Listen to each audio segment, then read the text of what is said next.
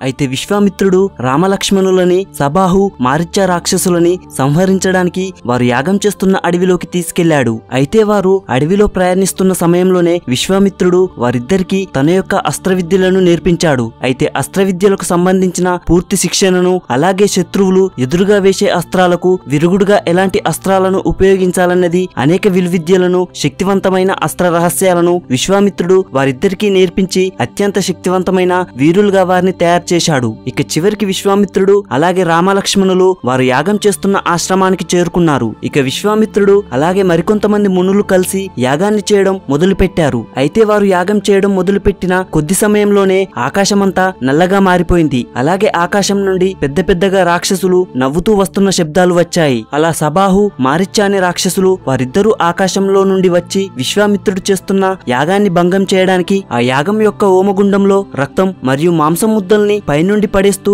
యాగాన్ని ఆపేయాలని చూస్తున్నారు. అయితే మనం ఇక్కడ తెలుసుకోవాల్సిన ఒక విషయం ఏంటంటే విశ్వామిత్రుడు చాలా పవర్ఫుల్ అయిన బ్రహ్మజ్ఞాని. ఆయన తలుచుకుంటే చాలా ఈజీగా ఆ రాక్షసులను చంపగలడు. కానీ ఎందుకని ఆయన అలా చేయట్లేదంటే మహాయాగం చేస్తున్న సమయంలో ఆయన అలా వారిని సంహరిస్తే అది చాలా పెద్ద తప్పు అవుతుంది. అలాగే ఆ యాగం అనేది ఆగిపోతుంది. సో ఆ రాక్షసులను చంపిన చేతితో యాగం చేయడం సరైనది కాదని ఆయన మౌనంగా ఉన్నాడు. అయితే అలా ఆ యాగాన్ని ఆపడానికి అక్కడికి వచ్చిన ఆ రాక్షసులు వారి ఇష్టం వచ్చినట్టు చేస్తున్నారు. ఇక రామలక్ష్మణులిద్దరూ వారి చేతిలో బాణాలని పట్టుకుని యాగం చుట్టూ కాపలాగా చూస్తున్నారు. ఇంతలో ఆ రాక్షసులు వచ్చింది చూసిన రాముడు లక్ష్మణ అని తమ్ముణ్ణి పిలిచాడు. వెంటనే లక్ష్మణుడు ఆకాశం మీదికి ఒక అస్త్రాన్ని ప్రయోగించాడు. వెంటనే ఆ లక్ష్మణుడు వదిలిన అస్త్రం అనేది వేలాది బాణాలుగా విడిపోయింది. అలాగే రాముడు కూడా ఒక బాణాన్ని వదిలాడు. అది కూడా వెళ్లి లక్ష్మణుడి బాణంతో కలిసి ఒక పెద్ద బ్లాక్ హోల్ గా మారిపోయింది. అలా అది చక్రంలా ఫాస్ట్ గా తిరుగుతుంది. అయితే పైనుండి ఆ రాక్షసులు వేస్తున్న ఆ మాంసం ముద్దలు ఆ గుండ్రటి చక్రమైన బ్లాక్ హోల్ లో పడుతున్నాయి. అలా వారు ఎన్ని మాంసం ముద్దలు వేస్తున్నా అవి అందులో పడి మాయమైపోతున్నాయి తప్ప యాగంలో మాత్రం పడడం లేదు. అలా రాముడు యాగాన్ని భంగం కాకుండా చూస్తున్నాడు. ఇక కోపంతో రాక్షసులు వర్షం పడేలా వాతావరణాన్ని మార్చారు. కానీ అప్పుడు విశ్వామిత్రుడు రామాయిక వారిని సంహరించు అని అన్నాడు. అప్పుడు శ్రీరాముడు బాణాన్ని ఎక్కుపెట్టి వదిలాడు. ఆ బాణం ఆకాశంలో ఉన్న సబాహు అనే రాక్షసుడికి తగిలి అతను ఆకాశంలో కనిపించకుండా పైకి వెళ్తూనే ఉన్నాడు. అలా సబాహు శూన్యంలో కలిసిపోయాడు. అప్పుడు మారీచకి అర్థమైంది అతను మామూలు మానవుడు కాదని. ఇక వెంటనే రాముడు మరో బాణాన్ని తీసివేశాడు. అది పైన ఉన్న మారీచుడికి తగిలి గాల్లో ఎగిరిపోయాడు. అలా మారీచుడు మరలా ఎక్కడ పడ్డాడనేది త్వరలో మీకే తెలుస్తుంది. ఇక యాగం అనేది ఎలాంటి ఆటంకాలు లేకుండా విజయవంతంగా పూర్తయింది. ఇక అప్పుడే విశ్వామిత్రుడికి ఒక ఆహ్వానం వచ్చింది. ఆ ఆహ్వానం ఏంటంటే సీతా స్వయంవరానికి వచ్చి సీతాదేవిని ఆశీర్వదించమని. అలా విశ్వామిత్రుడు రామలక్ష్మణుని కూడా తనతో తీసుకెళ్లాడు. అయితే అలా వారు అడవిలో వెళ్తుండగా శ్రీరాముడి పాదం అనేది ఒక రాయికి తగిలింది. ఆ రాయి అనేది వెంటనే ఒక అందమైన అమ్మాయిగా మారింది. ఆ అమ్మాయి పేరే అహల్య. ఎవరు నీవని లక్ష్మణుడు అడిగాడు. వెంటనే అహల్య శ్రీరాముడి పాదాలకి నమస్కరించి, స్వామి, ఒక ముని శాపం వల్ల నేను ఇలా రాయిలా మారాను. అయితే నా శాపం అనేది పోవాలంటే ఒక మహాపురుషుడి పాదం తగిలి నా పాపం అనేది పోతుందని ఆ ముని నాకు చెప్పాడు. చివరికి మీ పాదం తగిలి నా శాపం అనేది పోయిందని అహల్య శ్రీరాముతో చెప్పి తనకి నమస్కరించి ఆమె మాయమైపోయింది. ఇక తర్వాత విశ్వామిత్రుడు రామలక్ష్మణులు కలిసి మిథుల రాజ్యాన్ని చేరుకున్నారు. అయితే మిథుల రాజ్యం అనేది చిన్నగా ఉన్నా కూడా ఎంతో అందమైన ప్రకృతితో చాలా అద్భుతమైన రాజ్యంగా ఉండేది. అయితే ఇక్కడ ఇంకొక విషయం ఏంటనగా శ్రీరాముడికి సీతా స్వయంవరానికి వెళ్తున్నామనే విషయం ఆయనకి తెలియదు. అయితే శ్రీరాముడు మిథుల రాజ్యంలోకి ప్రవేశించి కోటలోకి వెళ్తుండగా దారిలో కొంతమంది ఆడపిల్లలు ఉన్నారు. వారి పక్కనే మరో అమ్మాయి నిల్చొని శ్రీరాముడిని చూస్తుంది. అలా సీతారాములు మొదటిసారిగా చూసుకుంటూ కొంటెగా సిగ్గుపడ్డారు. ఇక వీరు కోటలోకి వెళ్లి కూర్చొని చూస్తే అక్కడ ఎంతో మంది రాజులు కూర్చొని ఉన్నారు. ఇక అప్పుడు విశ్వామిత్రుడు రామునితో ఇలా అన్నాడు, నువ్వు ఇందాక కోట బయట ఒక అమ్మాయిని చూసి సిగ్గుపడ్డావుగా, ఆ అమ్మాయి పేరు సీత.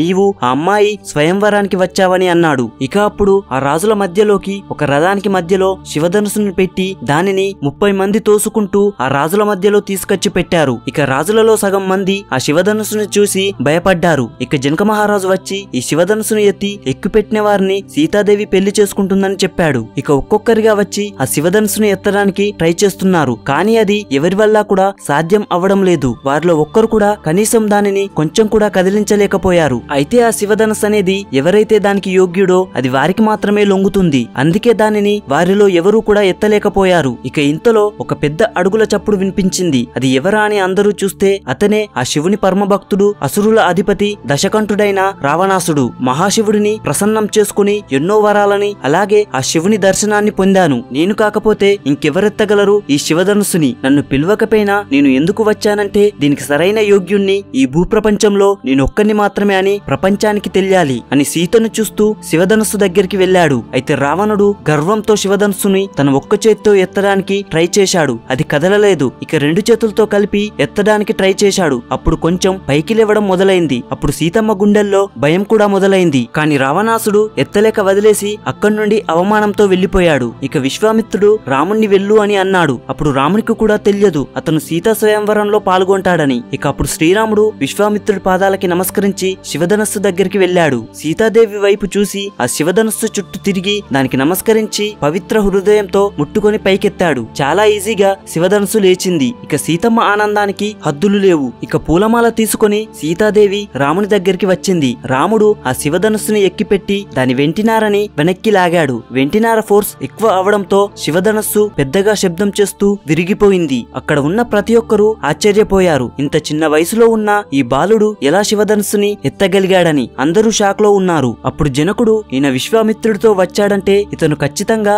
గొప్ప వ్యక్తి అయి ఉంటాడని, ఎవరు స్వామి ఈ వీరుడని అడిగాడు. అప్పుడు విశ్వామిత్రుడు ఏమన్నాడంటే, దశరథ మహారాజు గారాల పెద్ద కొడుకు, అయోధ్య సామ్రాజ్యానికి కాబోయే మహారాజు, ఒక్క బాణంతోనే సబాహు మారిచ్చా తాటకి లాంటి రాక్షసులని మట్టుపెట్టిన పరాక్రమవంతుడు, కేవలం తన కాలి స్పర్శతో రాయిని అహల్యగా మార్చిన పుణ్యాత్ముడు, శివధనుస్సుని ఒక్క చేతితో విరిచే అంత వీరుడు మా శ్రీరామచంద్రుడని చెప్పాడు. ఇక సీతమ్మ ఆనందంతో రాముని మెడలో దండని వేసింది. ఇక సీతారాముల కళ్యాణానికి ముహూర్తాన్ని పెట్టారు. అయితే ఇక్కడ కొన్ని ముఖ్యమైన విషయాలు మనం తెలుసుకోవాలి. అందులో మొదటిది, విశ్వామిత్రుడు శ్రీరాముణ్ణి శివధనుస్సు ఎత్తడానికి అందరికంటే చివర కావాలనే పంపించాడు. ఎందుకంటే ముందుగానే శ్రీరాముణ్ణి పంపించి ఉంటే రాముడు ఎంత గొప్పవాడో సీతమ్మకి మిగిలిన రాజులందరికీ తెలిసేది కాదు. ఎందుకంటే మొదటగా రాముడు వచ్చి ఆ శివధనుస్సుని ఎత్తితే మేము రాముని కన్నా ముందు వెళ్లి ఉంటే మేము కూడా ఎత్తేవారమని అనుకునేవారు. కానీ అది ఎంత కష్టమైన విషయమో వారందరికీ తెలిసేది కాదు. రెండవది, రాముడు కావాలనే శివధనుస్సుని విరగొట్టలేదు, దాన్ని ఎక్కుపెట్టి పైకి లేపాడు. కానీ అది రాముని బలాన్ని తట్టుకోలేక విరిగిపోయింది. ఇక మూడవది, ఎవరూ ఎత్తలేని శివధనుస్సుని రాముడు మాత్రమే ఎలా ఎత్తాడంటే స్వయంవరం వచ్చిన ప్రతి ఒక్కరి వారి యొక్క అహంకారంతో గర్వంతో రాజును అనే పొగరుతో ప్రయత్నించారు. వాళ్ళ ఫోకస్ సీత మాత్రమే కాని శివధనుస్సు కాదు. కానీ రామునికి సీత అంటే ఇష్టమున్న శివధనుస్సు దగ్గరికి వచ్చేసరికి అది మహాశివుని ధనుస్సు అని దానికి ఇవ్వాల్సిన గౌరవం ఇచ్చి దానిని ఎత్తాడు. కాబట్టే దానిని ఈజీగా ఎత్తగలిగాడు. అలా శ్రీరాముడు శివధనుస్సుని ఎత్తినప్పుడు అతని మైండ్ సీత మీదనే కాకుండా శివధనుస్సు మీద కూడా ఉంది. కాబట్టే అతను అంత ఈజీగా శివధనుస్సుని ఎత్తగలిగాడు. అయోధ్య నుండి రాముడి బంధువులందరూ వచ్చారు. వారందరినీ చూసిన జనకుడు ఆశ్చర్యపోయి, మా రాజ్యం పైకి యుద్ధానికి కూడా ఇంతమంది ఎప్పుడూ వచ్చి ఉండరు, రాముడికి ఇంతమంది బంధువులు ఉన్నారా, పైగా వారు తెచ్చిన ప్రతిదీ బంగారమే అని అన్నాడు. ఇక అందరూ ఆనందంగా సీతారాముల పెళ్లిని ఘనంగా జరిపించారు. సీతారాములు తలంబ్రాలు పోసుకుంటున్నారు. ఇక ఇంతలో మండపం యొక్క తలుపులు పెద్దగా శబ్దం చేస్తూ ముక్కలు ముక్కలుగా విరిగిపోయాయి. ఏం జరిగిందని అందరూ చూస్తే అక్కడ ఒక వ్యక్తి నిల్చున్నాడు. కండలు తిరిగిన శరీరంతో, కంట్లో నిప్పురవ్వలు ఉన్నటువంటి చూపుతో, కాషాయపు రంగు పంచ పైన కండువా కప్పుకొని చేతిలో గండ్రగొడ్డలి పట్టుకొని లోపలికి వచ్చి ఎవడ్రా శివధనుసుని విరిచిందని మండపంలోకి ఉగ్ర రూపంతో వచ్చాడు. ఆయనే మన మగధీరుడు పరశురాముడు. ఇక భయంకరమైన కోపంతో రాముడి దగ్గరికి గొడ్డలి పైకెత్తి వెళ్తున్నాడు. ఫ్రెండ్స్, తర్వాత ఏం జరిగిందనేది నెక్స్ట్ పార్ట్ లో తెలుసుకుందాం. ఈ వీడియోని లైక్ చేసి షేర్ చేసి సపోర్ట్ చేయండి.